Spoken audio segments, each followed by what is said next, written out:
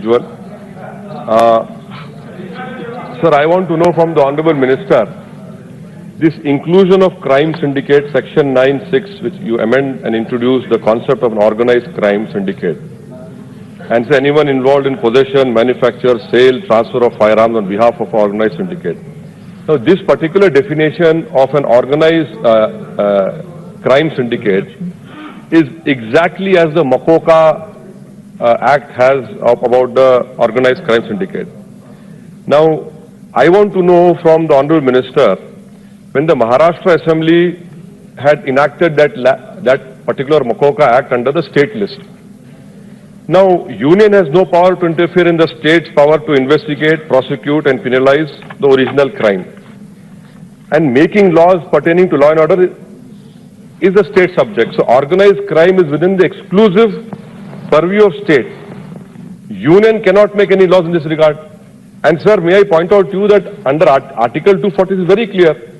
States are supreme when it comes to legislation pertaining to state list, and you are supreme when it comes to union list. Why are you interfering in the state list? You know, is there a legislative gap which you are trying to fill it up?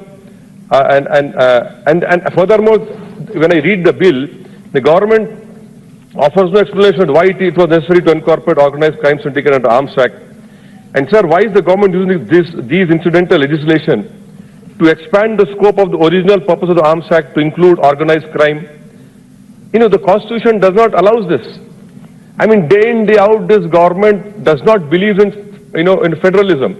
They want to trample upon the state list. Now, this inclusion of crime syndicate by amending section 9(6), you're completely encroaching on the state list. I request to you, the Honorable Home Minister, that please take it back. Second point, sir, I would make an earnest request to the government that no public representative, whether MP, MLA, should not get security from the government, unless until there is a threat perception to him, or there's a real threat. Now, this having security guards with MPs and MLAs has become a status symbol. I have seen with my own eyes in my state that some of them go and buy grocery security guards. You make a law that no MP, MLA should get any security. And in turn, what you do, that I have not taken security in my whole political life of last 26, 27 years. You give me more licensed weapons. Please give me. Why should an MP, MLA get security from government? Why should this be a taxpayer burden? Give it to the common man. Day in, day out, we see women being raped. We don't have infrastructure, logistical things to provide security to common. Why should MP, MLA have?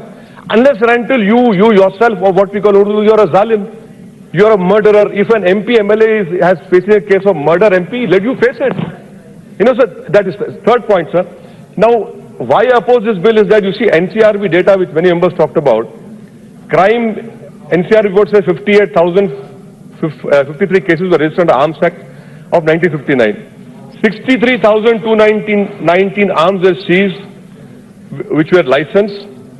63,219 arms were seized. Out of that, only 3,525 were from people who had licensed weapons, and unlicensed was 59,694.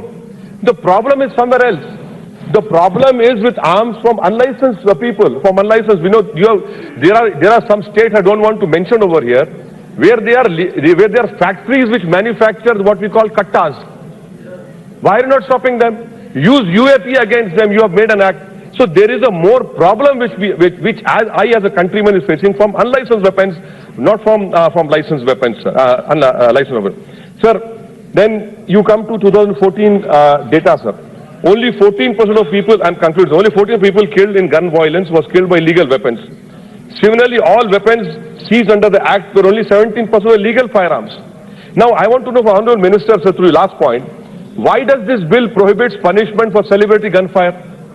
In UP itself, sir, in 2013, 720 people, including 125 women, died in celebrity gunfire. Why do you require celebrity gunfire for what? You're getting married not to shoot a weapon in the air. You're getting married to a woman, or a woman is getting at man.